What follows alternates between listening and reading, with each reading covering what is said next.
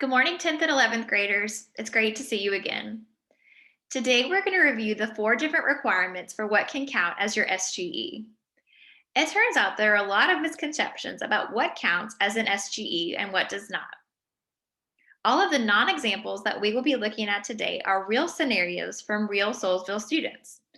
We want to highlight what does and does not count as an SGE so that all students are crystal clear about what fulfills the SGE requirement from day one. All right, let's get down to business. Luckily for you, you actually have a lot of choices in terms of what you can do for your SGE. There are four broad categories that can fulfill your SGE requirement. Category 1, Summer Camp or Academic Program. Okay, let's be very clear about this category. The summer camp or academic program that you participate in needs to be 5 days in a row or longer in order for it to count as your SGE.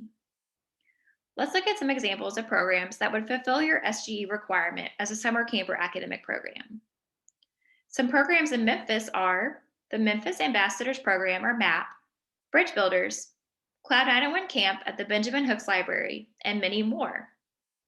A program outside of Memphis could include the Accounting Information Management Program at UT Knoxville. Before I move on, let's talk about what not to do. For example, one summer, a student was accepted to Employ. He went the first couple of days of the program, but then decided to skip the last day to go to the pool with his friends. He figured that the school would never find out. He did most of the program after all. It turned out that his supervisor put down on his evaluation that he only completed part of the program. This disqualified him from fulfilling his SGE requirement, and he did not get paid for the days that he missed. Make sure you complete your entire program in order to earn your SGE credit. Category 2, Internship or Job Shadowing. An internship or job shadowing is a great way to experience what the workforce is really like. In the past, students have had the opportunity to job shadow or complete internships at all sorts of places like Action News 5 or the Memphis Bar Association Summer Law Internship Program. If this sounds interesting to you, make sure to work closely with your advisor or let me know. In order to make sure we're being fair to everyone and to make sure everyone is using their SGE as an opportunity to grow this summer, completing an internship or job shadow with a family member does not count. Now we're going to talk about our third category that can fulfill your SGE. Category 3, Work a Job. Now beware with this one. Everyone wants a job, but a lot of students are old enough yet to work or have a hard time getting hired because they don't yet have experience. I know that's frustrating, but I'm telling you now just so you can be aware. Plus, if you're interested in making money, there are a lot of SGEs that can pay you. So make sure you listen out for those opportunities in our commercials. In the past, we have had students work at places all over Memphis, including Kroger, Taco Bell, Chick-fil-A, and more. You need to make sure that if you work a job, it is with an organization with a tax ID number. Similar to the job shadowing and internship category, you also need to work a job with an organization that is not affiliated with your family. For example, a student that babysits for a cousin for their summer, that would not count as a job for their SGE. Category 4, volunteering 35 hours of community service. Volunteering is a great SGE option. Unlike the other options, you must volunteer for a total of 35 hours in order for this SGE to count. Also, you must volunteer with a registered 501c3 nonprofit organization. In the past, students have volunteered at cool places like the Memphis Zoo, the Pink Palace, the Kroc Center, and many more. Here's an example of what not to do. One summer, a student decided to volunteer. They didn't pick a specific place and decided to help around the house with a family member.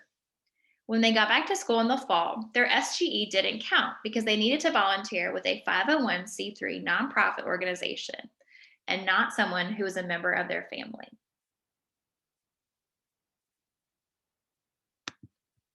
All right, now that I've explained all of your SGE options and cleared up some misconceptions, I want to explain something very important. As we know, the 2021 school year has been unlike any other and full of challenges. So, for that reason, and due to many programs being closed because of COVID, SGEs are optional again this summer.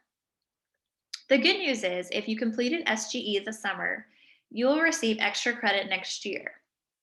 However, I still strongly encourage you to complete one.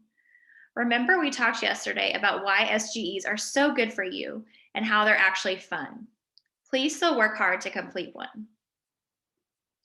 Now let's talk about why SGEs are important to you in the process of applying for a post-secondary pathway. Number one, you get to explore possible careers and post-secondary institutions. Many SGEs offer programs that can help you explore careers. This is a great opportunity to learn more about careers and if a specific career is a great fit for you. Also, many SGEs are held on a college campus. This is a great chance to see what college life is like and what that specific campus offers. Number two, you'll have lots of experience with filling out applications. Once you fill out SGE applications for 3 summers, filling out a college or any other post-secondary application will be easy. You will have already written essays, requested teacher recommendations, and written personal statements. Number three, post-secondary institutions want to know that you're well-rounded.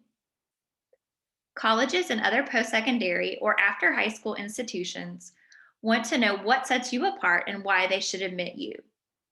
Along with your GPA, colleges will look at your personal statement as well as your extracurriculars. Participating in SGEs gives you a wide variety of things to write about. Many of our class of 2021 seniors wrote about SGEs they've completed and their personal statements that they're sending to colleges. Remember, you can find all things SGE related like program applications and program deadlines on your grade level Google Classroom. You can also email me anytime at lmccain@tscsmemphis.org. Well, that wraps up our lesson for today. I hope you have a wonderful Wednesday, and I'll see you tomorrow.